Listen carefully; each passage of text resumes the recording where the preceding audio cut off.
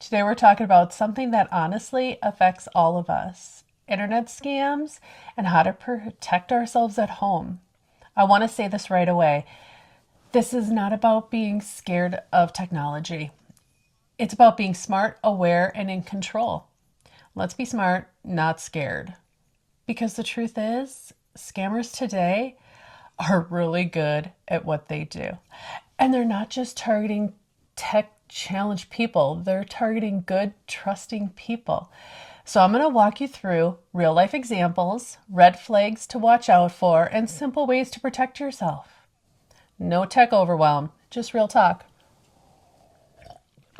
Let me give you a couple examples that you might recognize. My mom gets an email that says, "Your social security number has been found on the dark web. Click here immediately." That's scary, right? That's the point. She called me today and said it kept her up all night. She clicked the link. She's like, "I am a smart woman. Why did I fall for that? I should just get off the internet completely." I'm like, "No, Mom. Technology is good. We just need to remember a few things to safeguard ourselves." She asked me to make this video, so we can all thank my mom for this one. Here's another example. My husband got an email saying, "Your payment is past due for your website domain."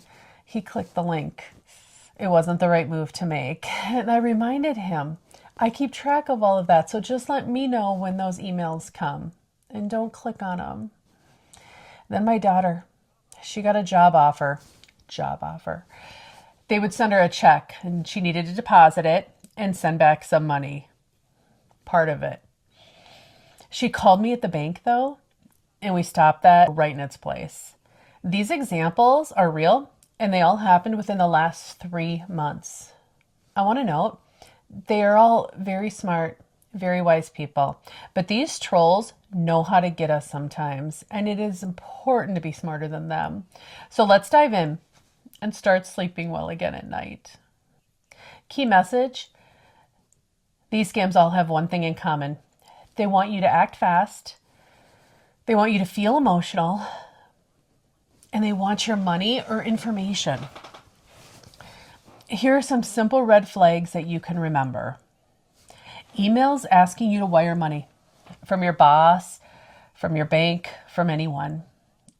Bad grammar or weird wording in emails, like look for misspelled words or strange sentences. And urgent language like "act now," "immediate action required." A real company will never pressure you like that. So let's talk about protecting our identity. On social media, avoid using your full legal name. Don't share personal details like your birth date, address, and your phone number, because scammers do something called social engineering. That just means they study you first and then they use that info to trick you. So the less you share publicly, the better. Email and online safety. This is a big one, but I'm going to keep it simple. Phishing is the most common scam. This is when you get an email that looks like it's from your bank, Amazon, or like PayPal. And it asks you to log in, verify info, and reset your password. It's fake. The rules to remember: never click links in emails, never open attachment from unknown senders, and never give personal info through email. Instead, go directly to the official website yourself.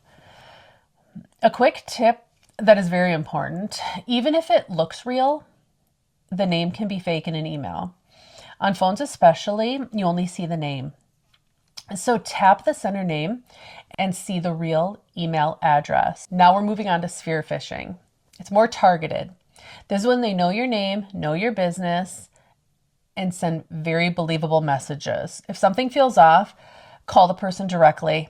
Don't reply to the email. Let's discuss fake links. Before clicking anything, hover over it on a computer or hold down on it on your phone and look at the actual website. The important part is that the main domain name. If it's looking weird, don't click it. Scams just don't come from emails anymore. They come in text messages, phone calls, and even in calendar invites. Yes, your calendar can get spammed with fake links too. So go into your phone settings and turn off automatic calendar invites. Just set up the calendar invites manually. Let's talk about malware. These are all probably new words. Don't feel overwhelmed. I'm just explaining it for a better understanding in hopes to help protect yourself. Malware are bad programs that can track what you type, steal your password, and lock your files. Examples of these are viruses and ransomware. The best protection to fight against this is don't click on suspicious links and don't download unknown files. Now let's bring this into real life with protecting your computer and your home. At your home, remember to lock your doors and windows. I know you've heard this before, but it's just a good reminder. I have to add it. But don't let strangers into your home either. And lock up the valuables, like if workers are coming over or a friend of a family member, it doesn't hurt to lock it up. Just add that extra protection. If you live in a secured building, don't be nice and hold the door open for the next person unless you know they live there. Being nice can hurt you and others. So although you feel it's not being polite, think of it as you're protecting your neighbors. As for your computer, lock your computer when you walk away. A quick way to do that is press the following keys at the same time. If you're on a Windows, you want to click the Window key plus L, that'll lock it. Or on a Mac, you can press and hold Control plus Command plus Q. It'll just lock it down, and when you come back, you just enter your password and move along. You also want to invest in a nice shredder. Shred those documents like credit card offers and bank statements, and remember not to throw sensitive information away. Don't throw that into the trash.